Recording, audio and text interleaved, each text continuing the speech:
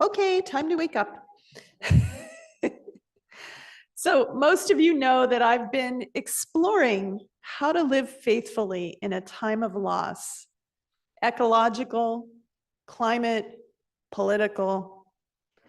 And I believe that it's too late to prevent a whole lot of loss. But at the same time, it's never too late to seek loving responses to whatever predicament we face. And I keep coming back to that book, Hospicing Modernity by Vanessa Machado de Oliveira, who also goes by Vanessa Andreotti and has wonderful interviews on YouTube. Vanessa is one of a number of academics who are seeking to lift up indigenous wisdom in this time when we realize that industrial consumer society is killing the planet. And we're thinking to ourselves, but how do we do it differently? We honestly don't know how. I don't know how to live in a way that respects our earth home, but I want to learn. And Vanessa is a professor of education at the University of British Columbia, and she wants to teach, but she needs to learn herself. She has some indigenous heritage, but she goes and studies with indigenous people, and that's where our reading came from. And one thing that traditional people keep telling us is everything is connected to everything else. And I used to think of this in kind of a not very physical sense, a spiritual, mystical sense. So my Christian understanding of the Holy Spirit is that in and through everything is the sacred spirit connecting us. And the theological word for that is panentheism, God in everything. But the reality is that everything is connected to everything else physically, directly, in a very earthy way. And we managed to insulate ourselves from that really effectively, which is why we don't realize what a mess we're making of the planet. So we are a part of what Vanessa calls the metabolism, to give us a sense that the earth and her children, the life on it, are a moving, growing, living, changing, dying, being reborn process, not a fixed thing. So the water that we drink and shower in came from the sea through clouds and rain, and maybe it came this year, and maybe it went through a dam, and maybe it came thousands of years ago and got pumped up, and maybe it came to the Irvine Ranch Water District, already been recycled once to drinkable standards, but nobody will drink it straight from the water processing plant, so they pump it into an aquifer and then pump it back out. I find that hilarious. And the minerals in our body came from rocks, dissolved by microbes, drawn into the roots of plants, usually first through the mycelium, the great web of fungi that connect all the plants. Then we ate the plants, or the animals that ate the plants. And plants have this amazing trick of catching sunlight and turning it into food and building materials. Any wood you see in this room is captured sunlight. They also create oxygen at the same time. All the oxygen we breathe is from plants, or maybe cyanobacteria, which incidentally caused the first mass extinction by poisoning the world with oxygen, as far as we know. That's the hypothesis. So we're made of rocks and sunlight and plants and animals and bacteria in the most literal way. And our DNA is shared with all living things, with animals, 90+%, with plants and fungi, maybe 40%. So the Quechua elders told us in the reading, we are all brothers and sisters, humans, rocks, plants, animals, and all others. And any harm done to the planet is harm done to oneself, because there is no out of this web of life. There is no place to go. You can be quite assured that we can't live on Mars. Our modern culture is harming the planet big time. I can do the math. It's unsustainable. It's just a question of how quickly and how hard it crashes. How then should we live? The Quechua elders tell us the answers are in each one of us. But it's difficult to listen when we are not in balance. We hear too many different voices, especially in the cities. And I would add, on our phones and computers and iPads. So here in this city, we can imagine that humans have things mostly under control. We don't have to check in on our non-human brothers and sisters much to see how they're doing. We get our food and gas and everything else we need from stores and from Amazon, and we send our garbage away someplace. But in the great web of life, there is no away. Away is a story we tell ourselves so we don't have to take responsibility for destruction done for our convenience. Our supply chains circle the globe, connecting us to enslaved and exploited workers, to desolated landscapes, to resource wars. What about living outside the city? What is that like? Well, Vanessa went and lived with an activist named Mama Maria in the Sacred Valley of Peru. She is Quechua, and the Quechua people are not hunter-gatherers. They're the biggest ethnic group in Peru, a language group. They run tourist shops in the city of Pisac near Machu Picchu, but still in many ways they lived as they've lived for centuries under successive empires, most recently Spanish, before them Inca, and the empires in Peru go way back to as far as we can discover traces. But they lived on the land and with the land, and they know that there is no way. They have to take care of Pachamama or they're not going to live. So when Vanessa came to stay with Mama Maria outside the town of Pisac, there were no toilets at her house, not even outhouses. At bedtime, Mama Maria handed Vanessa a bucket to do her toileting and told her she'd pick it up in the morning. Vanessa was mortified. Surely I can empty my own bucket. No, insisted Mama Maria. I take the bucket. That's basic hospitality. Besides, you wouldn't know what to do with it. The pee goes in one place to be mixed with the right amount of the right organic material. The poo goes in another. And besides, the hills are steep and slippery. You don't want to get hurt. This humanure, as we call it, would become fertilizer in their food garden. Now that's recycling. And traditional smallholding farmers all over the world fertilize their fields in this way. We modern people are mostly ignorant of the basic cycles that have kept tiny farms fertile for generations with no petrochemical fertilizers. The Quechua elders say, the priority for life and education is balance, to act with wisdom, to balance material consumption, even poop, to learn to focus on sacred spiritual relationships. But those spiritual relationships are not abstractions. They're what you do with your poop.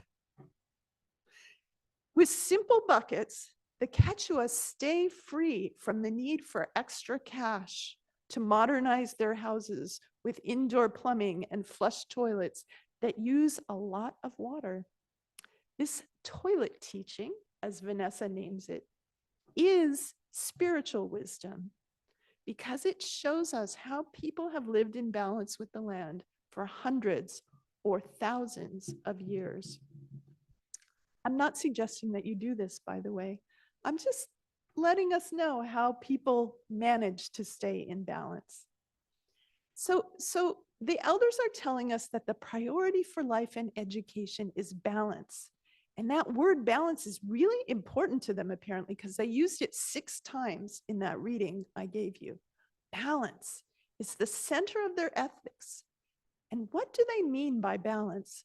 I'm just scratching the surface, but at a bare minimum, balance means weighing the effects of our actions on all our relatives, human and non-human, before proceeding.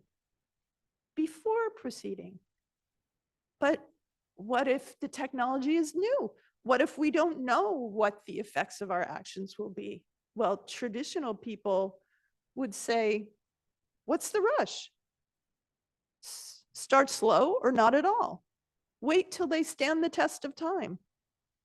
Who in our culture would allow such a thing?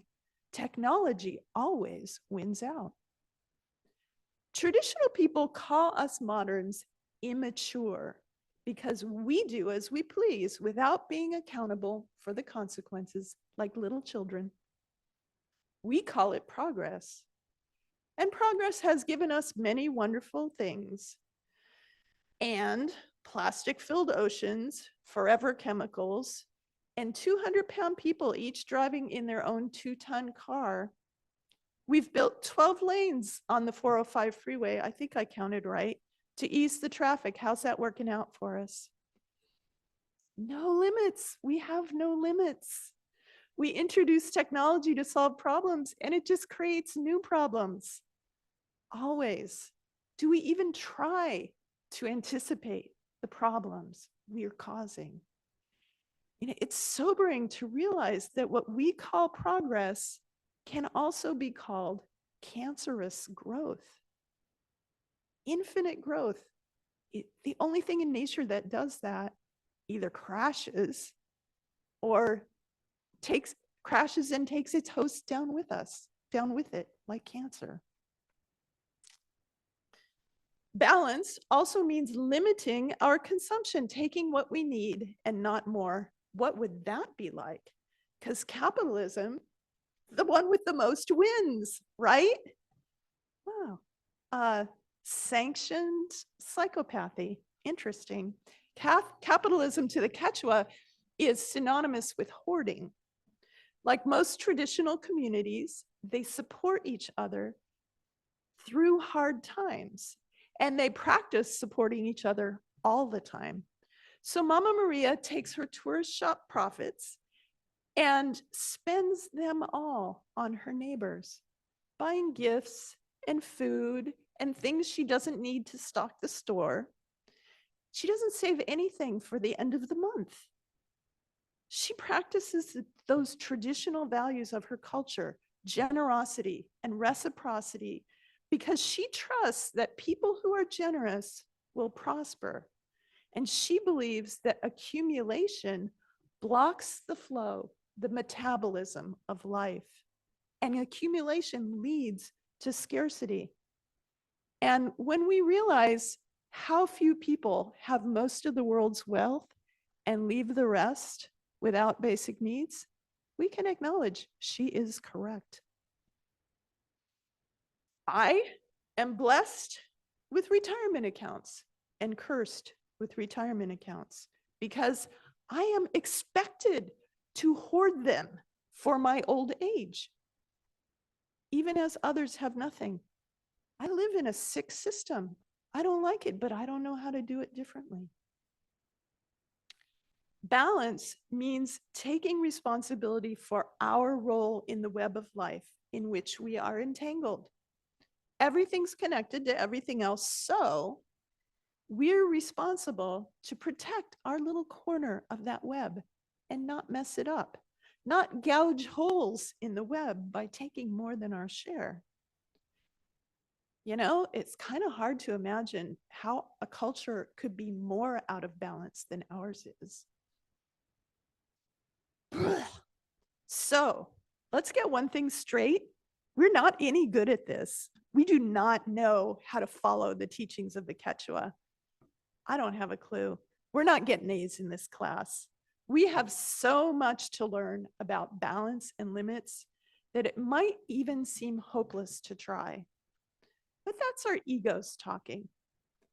The Quechua say, there is no complete knowledge. We all teach and learn and keep changing.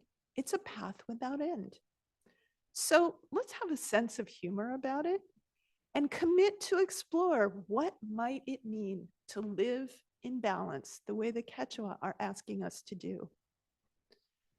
True learning is exploration and experiment. Inevitably, we make mistakes. There's no shame in it. There's humility, right sizing. Why should we know how to do things right when our culture has been doing things wrong since we were born and before? I think we'll know that we're making progress when we can laugh at ourselves. People who know everything, who have to be right, they cannot afford to laugh at themselves.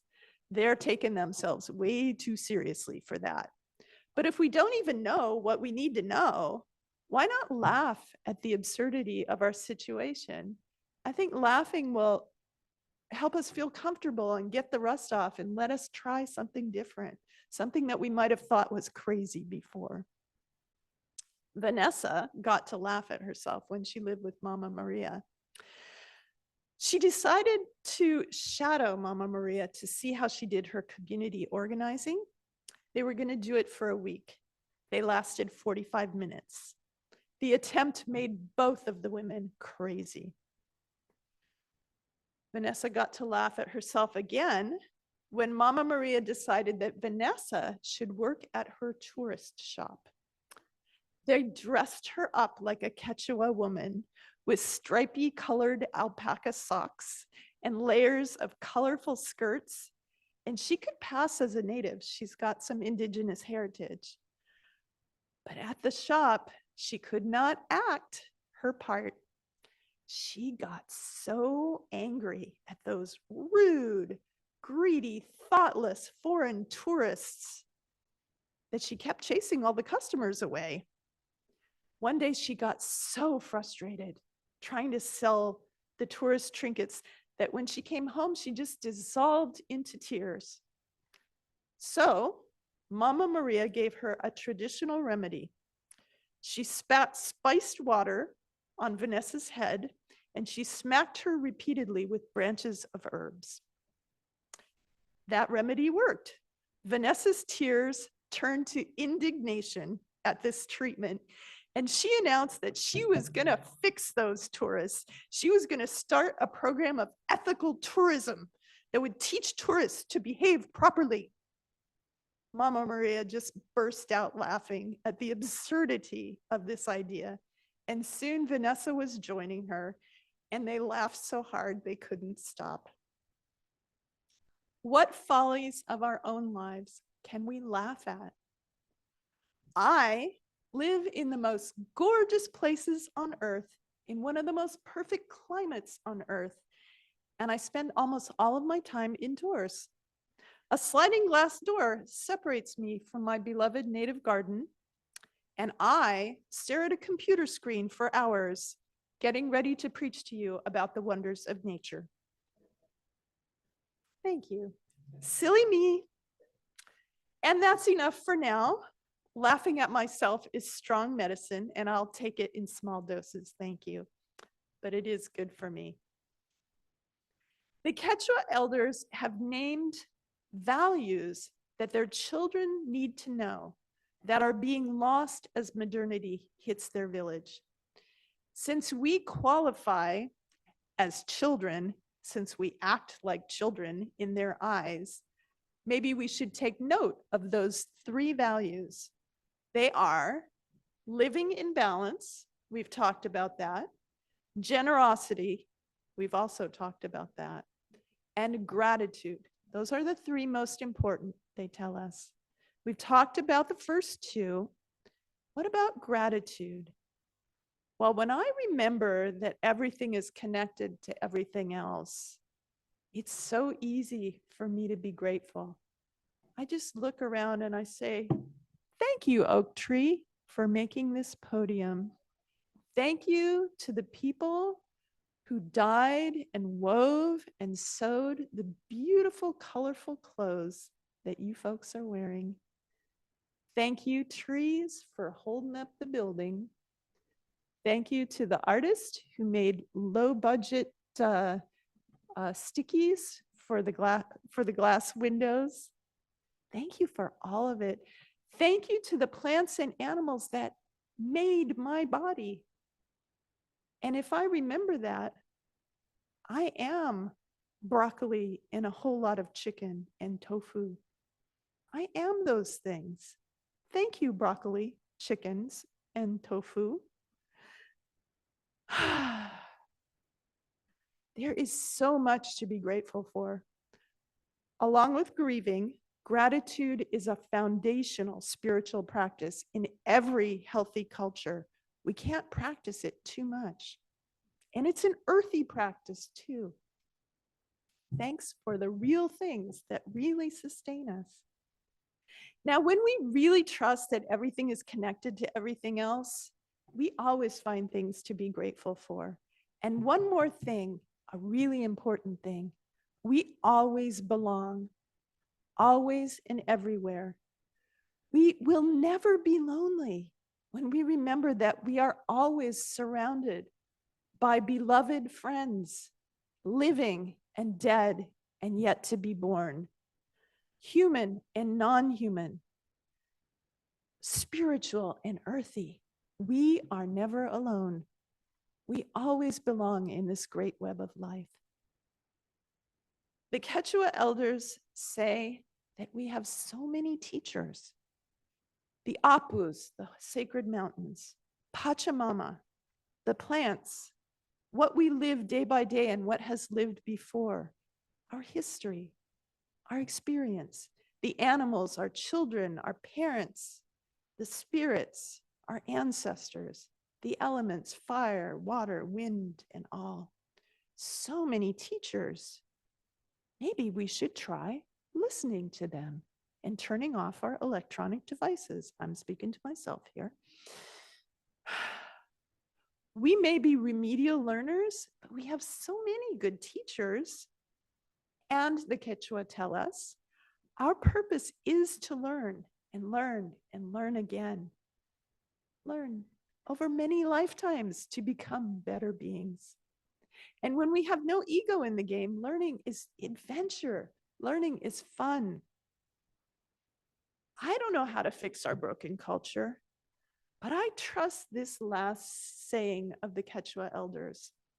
The world is changed through love, patience, enthusiasm, respect, courage, humility, and living life in balance.